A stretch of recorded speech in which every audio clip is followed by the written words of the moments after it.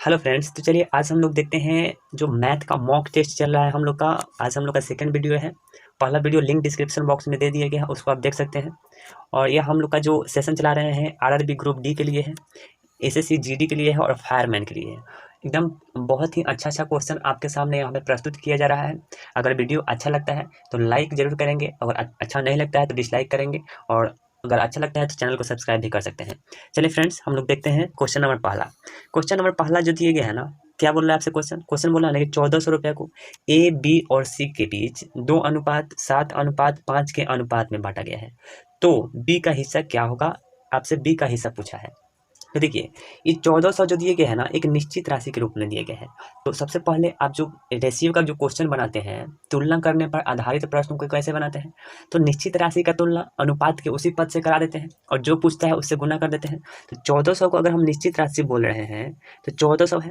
और ये इसकी देखिए अनुपातिक वैल्यू जो दिए गए है वो किसके लिए, तो ए बी सी तीनों के लिए। तो यहाँ पे क्या हो जाएगा, 5 और 7, 7 5 12 और 2 कितना हो जाएगा, 14। तो ये हो जाएगा 14 से हम लोग तुलना करा दिए। और क्वेश्चन पूछ क्या रहा है, बी का हिस्सा पूछ रहा है। तो यहाँ पे बी का हिस्सा 7 है, तो यहाँ पे 7 से गुना कर देंगे। ठीक है, 14 से एक बार में कटेगा, यानी 100, और 100 को जब 7 से गुना करिएगा तो कितना आ जाएगा, 700 रुपया आपका आंसर आ जाएगा। यही क्वेश्चन अगर पूछता ना कि सी का हिस्सा कितना होगा, तो हम किससे गुना कर लेते हैं, 5 से गुना कर लेते हैं। और यही पूछता है कि ए का हिस्सा कितना होगा, तो हम गुना किससे करते हैं, 2 से गुना करते हैं यहाँ पे। आशा करते हैं यह क्वेश्चन आपको समझ में आया होगा और यह क्वेश्चन पूछा गया है। चलिए क्वेश्चन नंबर हम लोग 2 देखते हैं। 2 नंबर क्वेश्चन आपके सामने यह रहा। पहले आप क्या करेंगे, वीडियो को पॉज करेंगे और अपने से हल करने का प्रयास करेंगे। ऐसा क्वेश्चन को पेन चलाने की जरूरत नहीं पड़ता है। देखिए कैसे बनाएंगे। क्वेश्चन बोला है ना, cos 1 degree into cos 2 degree into cos 3 degree into cos 4 degree into dot dot dot कहाँ तक दिए गए हैं, cos 100 डिग्री। यहाँ पे cos 5 डिग्री आया होगा, cos 6 डिग्री आया होगा, ऐसे ही डॉट डॉट कहाँ कहाँ तक, तो cos 90 डिग्री तक। तो आप सीक्वेंस आप समझ पा रहे होंगे कि 1 2 3 4 5 ऐसे कहाँ तक, 100 तक जा रहा है। तो कहीं ना कहीं आपको यहाँ पे 90 भी देखने को मिला होगा। और याद रखिए कि ये सब क्या चीज़ है, सब गुणा के रूप में है। तो क्या हो जाएगा, cos 90 का मान क्या होता है, तो cos 90 का मान 0 होता है। और जब 0 को ये पूरे में गुणा करिएगा तो सबको क्या कर देगा, सबको हीरो बना देगा, यानी 0 बना देगा। यानी इसका राइट आंसर क्या होने जा रहा है, 0 हो जाएगा। क्यों 0 होगा, समझ में आ रहा होगा, क्योंकि सब गुणा के रूप में है। और cos 90 डिग्री का मान हम जानते हैं कि 0 होता है, इसलिए ये पूरे व्यंजन को क्या कर देगा, 0 कर देगा। तो इसका राइट आंसर क्या हो जाएगा, 0 हो जाएगा। चलिए क्वेश्चन नंबर 3 देखते हैं। 3 नंबर क्वेश्चन क्या बोला है, ध्यान से देखिएगा। निम्न चित्र में कोण बी ए सी बराबर वाट, यानी कौन से कोण ज्ञात करने के लिए पूछ रहा है। तो आपसे क्वेश्चन बोला ना कि कोण ए का वैल्यू कितना होगा, क्योंकि यहाँ पे अगर A B C is equal to what, इसका मतलब ना कि बी वाला कोण आपसे ज्ञात करने को बोल रहा है। ऐसे क्वेश्चन बोलेगा कि B A C is equal to what, इसका मतलब क्या कि ए कोण ज्ञात कर, बीच वाले जो होता है ना उसी उसी को हम लोग फाइंड करते हैं। तो यहाँ पे कौन सा है, ए को हम लोग को फाइंड करना है, यानी यह कोण हमको बताना है कि कितना डिग्री होगा। तो वैसे आप सिंपल वे में जानते हैं कि लाइन पर कितना डिग्री कोण बनता है, 180 डिग्री कोण बनता है। अगर हम बोले ना कि यह कोण आपका दिया गया है 120, तो आप बोलिएगा सर ये 60 होगा। ठीक बोल रहे हैं आप। तो यहाँ पे कितना हो जाएगा, यहाँ पे 60 हो जाएगा। और आप जानते हैं कि त्रिभुज के अंतः कोणों का योगफल 180 डिग्री होता है, लेकिन बाह्य कोण की बात करें तो 360 होता है। तो ये बाह्य कोण है, यह अंतः कोण है। तो अंतः कोण वाला प्रॉपर्टीज हम लगा लेते हैं। यहाँ पे कितना हो जाएगा, यह 35 डिग्री है और यहाँ कितना है, 60 डिग्री है। तो 35 और 60 को जब जोड़िएगा तो कितना आएगा, तो ध्यान से देखिएगा, 35 और 60 जोड़िएगा तो आ जाएगा 95। कितना आ जाएगा, 95। और आप मुझे बताइए कि तीनों कोण का योगफल 90 180 ना होता है, तो 180 में से ये 95 को इसको हटा दीजिएगा तब बच क्या जाएगा, ये वाला बच जाएगा। तो 180 में से 95 घटाएंगे तो कितना आ जाएगा, 85 आएगा, यानी 85 आएगा। तो 85 डिग्री आपका क्या हो जाएगा, कोण ए का वैल्यू हो जाएगा। ओके फ्रेंड्स, तो आशा करते हैं यह क्वेश्चन समझ में आया होगा। इस क्वेश्चन को विदाउट पेन कर सकते थे आप, बस मुझे समझाना था इसलिए इतना लिखना पड़ा। चलिए क्वेश्चन नंबर अगला देखते हैं, 4 नंबर। 4 नंबर क्वेश्चन देखिए, पूछा गया है क्वेश्चन, और कहीं ना कहीं सब क्वेश्चन हम प्रीवियस ईयर के ही हम सॉल्यूशन दे रहे हैं आपको, तो कहीं भी स्किप आपको नहीं करना है। क्वेश्चन देखते हैं। क्वेश्चन बोला ना कि 13 का square minus what is equal to 169 minus 13। ठीक, तो यहाँ पे वाट का वैल्यू पूछ रहा है। अब आप मुझे बताइए कि इसका वैल्यू क्या होता है, तो आप बोलिएगा सर 169 ही होता है, और minus what is equal to कितना होगा, 169 और माइनस 13 हो जाएगा। यहाँ से 169 से 169 कट जाएगा, और यहाँ से क्या कटेगा, ये माइनस से माइनस कट जाएगा, यानी वाट इज इक्वल टू कितना हो जाएगा, 13। तो 13 आपका राइट आंसर हो जाएगा। तो आपको ऑप्शन में 13 कहीं नहीं दिखाई दे रहा है, लेकिन आपको नन ऑफ दिस भी दिखाई दे रहा है, यानी इसमें से कोई नहीं आपका राइट आंसर हो जाएगा। आशा करते हैं फ्रेंड्स ये समझ में आया होगा। चलिए इसको लिखने की तो कोई जरूरत नहीं है, ये मने मने काट लेंगे और ये माइनस से माइनस कट जाएगा, यानी what is equal to 13। None of this, यानी इसमें से कोई नहीं आंसर आएगा। चलिए अगला क्वेश्चन की ओर बढ़ते हैं। सबसे पहले आप क्वेश्चन को देखिए, तो इसको पॉज करिए और पहले आप 1 मिनट के अंदर या 10-20 सेकंड के अंदर आप क्वेश्चन को अपने से बनाने का प्रयास करिए, तब आपको ज़्यादा इससे फायदा होने जा रहा है, ठीक है। और पेन पेपर तो जरूर लेकर ही बैठेंगे। चलिए क्वेश्चन यहाँ पे क्या दिया गया है, क्वेश्चन दिया गया है कि 9.6 इंटू 9.6 इंटू 9.6। तो अगर हम इसको बोलते हैं 9.6 का होल क्यूब, तो आपको कोई दिक्कत नहीं होना चाहिए, माइनस 5.4 इंटू 5.4 इंटू 5.4। इसका मतलब आप यह समझिए कि 5.4 का होल क्यूब और बट्टा, यहाँ देखिए इसको अगर हम बात करें ना, तो ये आपका आ जाएगा 9.6 का होल स्क्वायर आ जाएगा, और प्लस ये क्या है 9.6 इंटू 5.4, और प्लस में क्या हो जाएगा 5.4 का स्क्वायर। अगर यहाँ पे थोड़ा सा ध्यान देना है आपको। जैसे आप मुझे एक बात बताइए कि बचपन में आप एक फार्मूला पढ़ के आ रहे हैं, क्या आ रहा है पढ़ के, तो A cube minus B cube का फार्मूला होता है A minus B into A plus B, ऐसा बोलिए A square plus A B और प्लस बी स्क्वायर, ये फार्मूला होता है।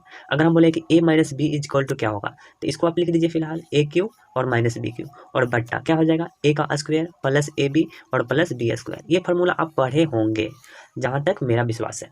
तो अगर ये चीज़ को आप देखिएगा ना, तो आपको कैसा दिखाई देगा, इस फॉर्मेट में दिखाई देगा। कौन से फॉर्मेट में दिखाई देगा, तो इस फॉर्मेट में दिखाई देगा। तो इसके जगह पर आप क्या लिख सकते हैं, ए माइनस बी लिख सकते हैं, यानी ए की जगह पर हम क्या लिख देंगे 9.6, और बी की जगह पर क्या लिख देंगे 5.4। अब इसको आप हल करिएगा, तो ए माइनस बी कॉल करना है, यानी आपको 9.6 में से घटा देना है किसको 5.4, और घटाइएगा तो आपका क्या आने जा रहा है, तो आपका आ जाएगा 4.2। 4.2 इस क्वेश्चन का राइट आंसर हो जाएगा। आशा करते हैं यह क्वेश्चन आपको समझ में आया होगा। इसका राइट आंसर क्या होगा 4.2 आपका राइट आंसर हो जाएगा। ओके फ्रेंड्स, चलिए क्वेश्चन नेक्स्ट की ओर बढ़ते हैं। अगला क्वेश्चन हम लोग देखते हैं। क्वेश्चन यहाँ पे क्या बोला है, क्वेश्चन बोला ना किसी केरोसिन टीन का 3/5 भाग भरा हुआ है, यदि उसमें से 6 बोतल निकाल कर 3 बोतल फिर से डाल दिया जाता है तो आधा टीन भरा बचता है, तो टीन की क्षमता क्या होगा। अगर हम टीन की क्षमता को कुछ देर के लिए x मान लेते हैं, तो हमको टीन की क्षमता निकालना है, यानी x निकालना है।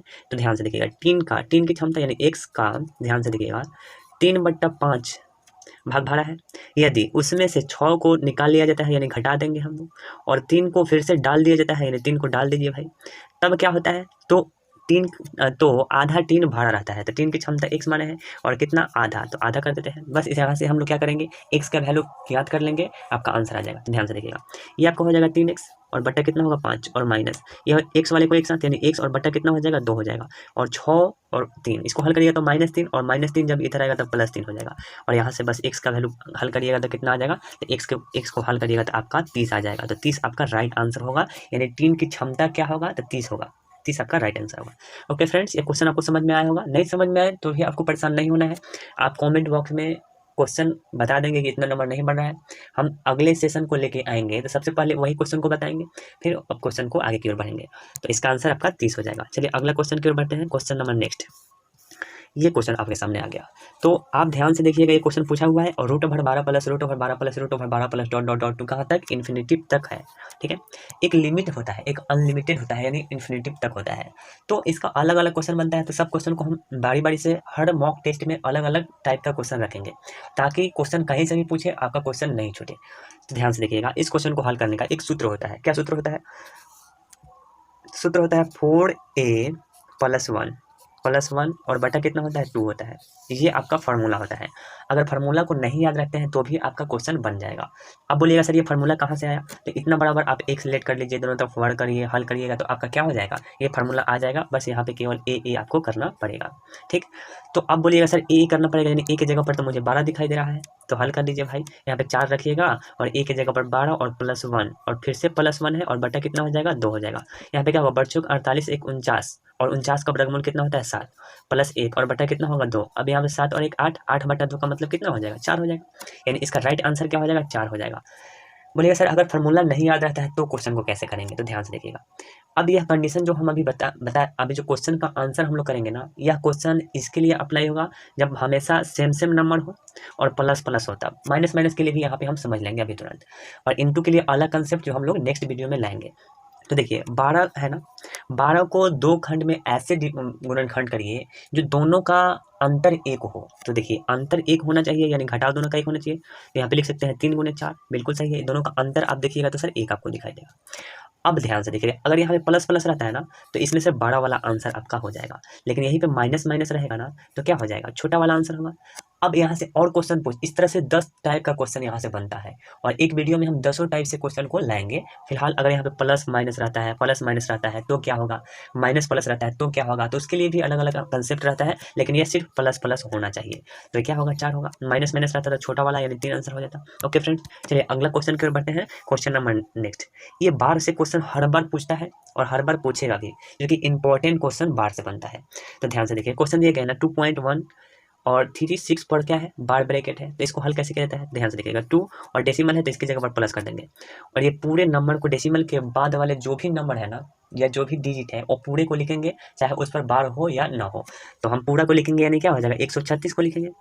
अब ध्यान से देखिएगा, जिस पर बार नहीं है ना उसको हम लोग घटा देते हैं, यह कंसेप्ट याद रखिएगा, बहुत ही अच्छा कंसेप्ट है। एक और भी तरीका है लॉन्ग मेथड से बनाने का, जो आप क्लास 9th और 8th में पढ़े होंगे, तो वो तरीका नहीं बताएंगे, अन्यथा उस पर बहुत ज़्यादा मतलब लॉन्ग प्रोसेस चल जाता है, इसलिए इसको बता रहे हैं। फिर से एक बार समझिए, यहाँ पे क्या है, 2 है और डेसिमल तो प्लस, और सब डेसिमल के बाद जितने भी डिजिट या नंबर था वो सबको उतारेंगे, और जिस पर बार ब्रैकेट था ना उसको हम लोग ना घटा के, जिस पर बार ब्रैकेट नहीं है उसको घटा देंगे, और नीचे लिखेंगे। देखिए नीचे क्या, इसके बटन में क्या लिखा जाता है, तो ध्यान से देखिएगा, जितने डिजिट पर बार ब्रैकेट है ना उतना 9 रखेंगे।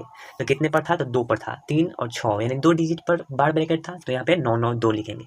और जिस जिस पर नहीं है, यानी कितने अंक पर बार नहीं है, तो 1 पर नहीं है, यानी सिर्फ 1, यानी 1 0 इस पर रख देंगे। बस इसको हल करेंगे, आपका आंसर आ जाएगा।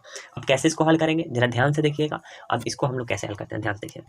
इसको हम लोग लिख सकते हैं 2 और प्लस ये 136 और बट्टा कितना हो जाएगा, सॉरी 136 ना होगा, कितना हो जाएगा 135, और बट्टा कितना होगा यहाँ पे 990 हो जाएगा। अब आप ध्यान से देखिएगा, तो यहाँ पे कुछ कुछ कटेगा, क्या कटेगा, तो ये कट जाएगा 45 से 3 बार में, और ये कटेगा कितना बार में, 22 बार में, यानी इसको हल करिएगा तो ये 2 यहाँ पे पूर्णांक के रूप में बन जाएगा। तो पूर्णांक बनेगा, यानी क्या लिख सकते हैं, 2.3/22। यही आपका इस क्वेश्चन का राइट आंसर हो जाएगा। तो इस पर अपने से 2-3 क्वेश्चन लिखिएगा और बनाइएगा, ताकि आपका क्वेश्चन आपसे बने। देखिए यह क्वेश्चन, अब इस पर प्रैक्टिस अगर नहीं करिएगा तो कंफर्म भूल ही जाइएगा, इसलिए इस पर प्रैक्टिस जरूर करिएगा। ठीक है फ्रेंड्स, अगला क्वेश्चन हम लोग का ये है, क्वेश्चन दिया गया है 2 पर पावर x इंटू 4 पर पावर 3x प्लस 4 बराबर है किसके, तो देखिए 2 पर पावर x है और गुन्ने यहाँ पे 2 पर पावर 2, और इंटू में क्या लिख सकते हैं 3x प्लस 4। अब इसको जरा हल कर लीजिए, 2 पर पावर x और इंटू 2 पर पावर कितना हो जाएगा 6x हो जाएगा, 6x और प्लस कितना होगा 8 होगा। अब आधार आधार समान रहता है तो घात को जोड़ देते हैं, यह रूल होता है। 2 पर पावर कितना होगा x यहाँ पे है, और 6x जुड़िएगा तो कितना होगा 7x, और प्लस कितना हो जाएगा 8, यानी इसको अगर हम लोग एक्सपेंड करेंगे, इसको एक्सपेंड करेंगे तो कितना आएगा 2 पर पावर 7x प्लस 8, 2 पर power 7x plus 8 option number A पर आपको दिखाई दे रहा है। ओके फ्रेंड्स, तो ये हम लोग का रहा क्वेश्चन। नेक्स्ट क्वेश्चन आपको यहाँ पर दिखाई दे रहा होगा, क्या दिखाई दे रहा है, दो संख्याओं का मसा 11 है और लासा 693 है, यानी 93 है।